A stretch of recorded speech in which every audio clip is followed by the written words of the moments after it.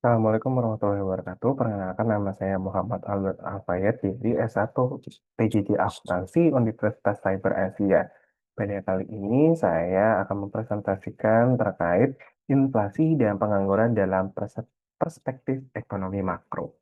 Efisiensi waktu, kita masuk ke tujuan dari presentasi pada kali ini.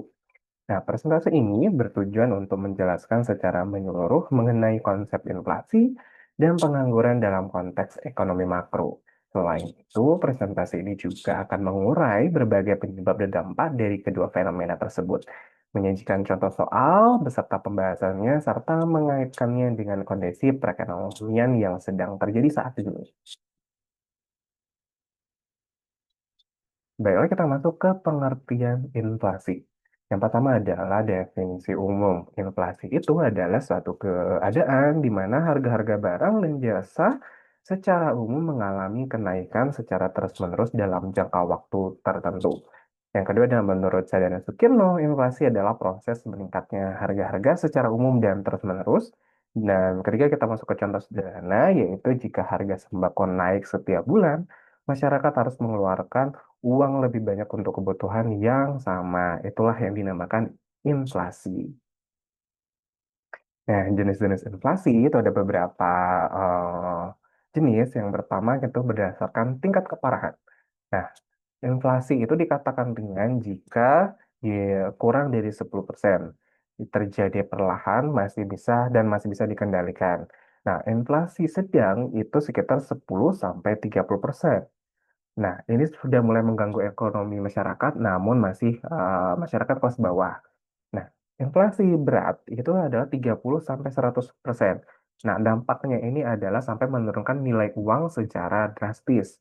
Dan yang keempat ada hiperinflasi, itu lebih dari 100%. Ini akan mengakibatkan krisis ekonomi secara total.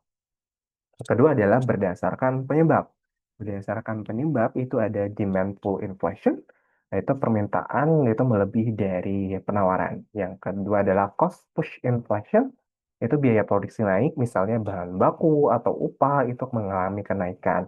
Yang ketiga adalah built-in inflation, yaitu harapan inflasi menyebabkan kenaikan harga secara otomatis. Harga dan upah itu saling kejar-kejaran, terjadilah built-in inflation. Selanjutnya adalah penyebab inflasi. Nah, penyebab inflasi ini ada beberapa, yaitu pertama kenaikan permintaan agregat. Permintaan barang itu lebih besar dari persediaan. Yang kedua adalah kenaikan biaya produksi, harga bahan baku atau gaji pegawai itu naik. Itu bisa menyebabkan inflasi juga. Yang ketiga adalah pertumbuhan uang yang beredar. Nah, sering sekali kita jumpai di Indonesia yaitu jumlah uang di masyarakat terlalu banyak. Yang keempat adalah ekspektasi inflasi atau pelaku ekonomi itu memperkirakan harga akan naik sehingga menaikkan harga dari awal. Jadi sebenarnya memang ketika ada pelaku ekonomi itu memperkirakan harga akan naik sehingga mereka em, sebelum terjadi sudah menaikkan harga. Nah, itu akan terjadi inflasi. Adapun dampak yang terjadi jika inflasi itu sudah terjadi, yaitu pertama adalah terhadap konsumen. Ini akan mengakibatkan menurunnya daya beli masyarakat. Yang kedua terhadap dunia usaha, ketidakpastian harga, investasi juga akan terganggu. Yang ketiga adalah terhadap pemerintah. Nah, terhadap pemerintah itu harus melakukan kebijakan pengendalian. Jadi, pemerintah juga akan mencari solusi terhadap inflasi ini agar dampak-dampak yang lain juga akan tidak terjadi. Yang keempat adalah terhadap distribusi pendapatan. Nah, inflasi ini akan mengakibatkan tinggi dan memperlebarnya kesenjangan sosial. Itu seperti harga beras naik, itu masyarakat yang paling terdampak adalah masyarakat miskin semakin terbebani. Sedangkan mungkin masyarakat yang perekonomiannya menengah ke atas, mereka dapat membeli beras tersebut, sedangkan yang miskin susah untuk membeli beras. Jadi terjadilah kesenjangan sosial antar lapisan masyarakat tersebut. Oke, selanjutnya kita masuk ke contoh sederhana terkait contoh soal sederhana terkait inflasi. Yang ke, yaitu jika indeks harga konsumen atau IHK tahun 2024 adalah 125 dan tahun 2023 adalah 115. Pertanyaannya adalah berapa laju inflasi tahun 2024? Nah, jawabannya adalah laju inflasi kita hitung yaitu IHK 2024 kita kurangkan dengan IHK 2023 terus dibagi dengan IHK 2023 dikali 100%. Dapatlah 225 dikurang 115 dibagi 115 kali 100%. Dan setelah kita hitung dapat 10 per 115 kali 100%. Hasilnya ada 8,7%. Jadi laju inflasi pada tahun 2024 itu sebesar 8,7%.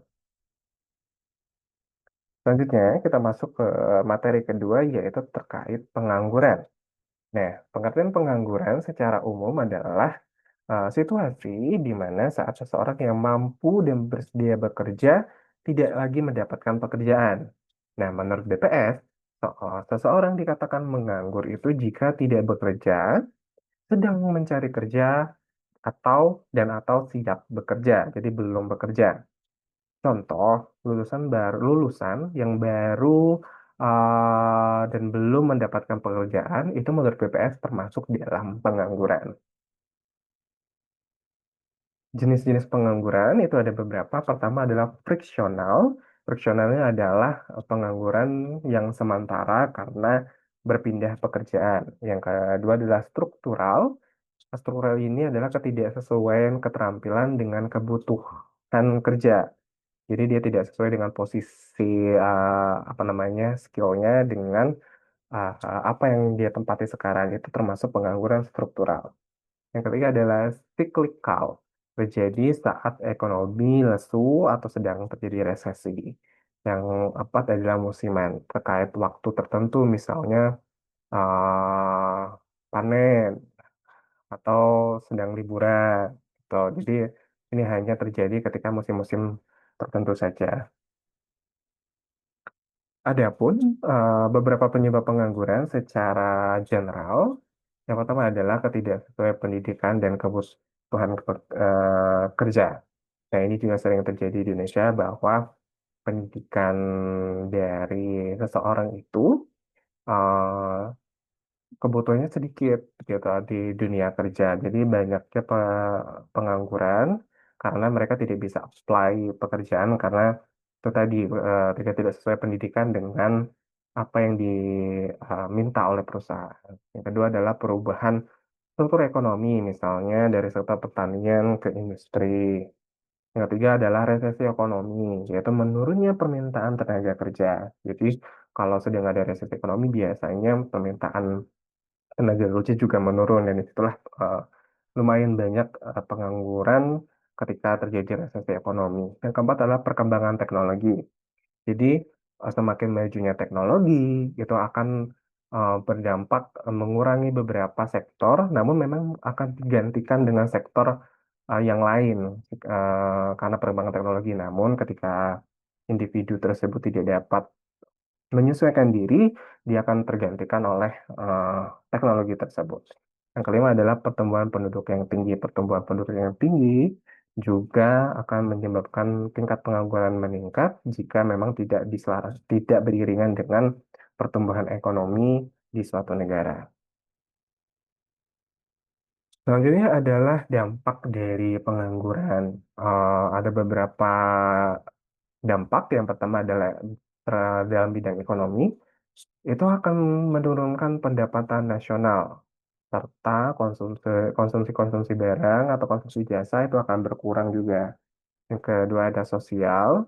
Sosial ini bisa jadi karena desakan situasi itu akan meningkatkan kriminalitas dan juga kualitas hidup seseorang itu akan menurun.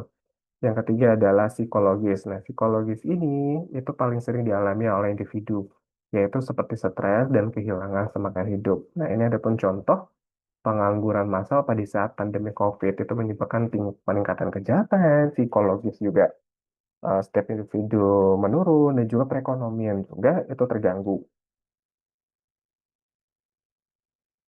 Bagaimana upaya untuk mengatasi inflasi dan pengangguran. Karena inflasi dan pengangguran ini ada hubungannya. Jadi ketika inflasi tinggi, nilai uang turun, itu biasanya banyak pengangguran itu akan juga jumlah pengangguran juga akan naik gitu. Nah, yang pertama adalah kebijakan moneter. Itu biasanya dilakukan oleh pemerintah untuk mengurangi inflasi dengan menaikkan suku bunga. Yang kedua adalah operasi pasar terbuka. Yang ketiga adalah pengawasan harga kebutuhan pokok. Itu untuk inflasi.